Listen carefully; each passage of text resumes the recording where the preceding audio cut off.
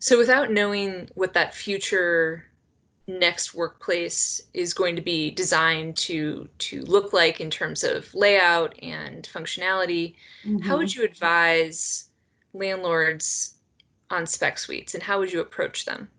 The spec suites are going to be even increasingly important moving forward,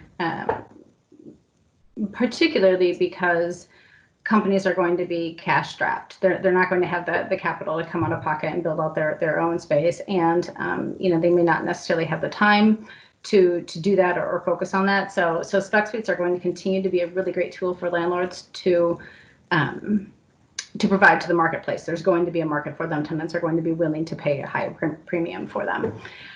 The way that we're advising our clients now is to build them with as many features built in as possible that provide natural germ mitigation. So what Mm. kinds of materials, there's certain metals, copper and brass and other metals that naturally, germs don't live on them for more than 3 hours. So thinking about doing the kitchen cabinet handles with those materials, or there's other types of hard surface materials that naturally are just easier to keep clean from a sanitation standpoint.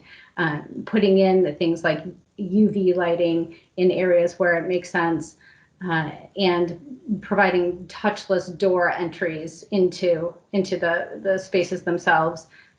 We're actually advising our owners not to buy a lot of furniture. Mm. And where we are doing it, the key is agility. The key is agility and adaptability. So thinking about these standards of having a 6 foot radius immediately, but potentially over time, companies may want to go back to a more dense model of having more people in a space. So what kinds of workstations could you buy today that could be easily adapted where you can just Mm. insert another one and increase the density of the space over time if it proves that that is a safe and good thing to do for their company.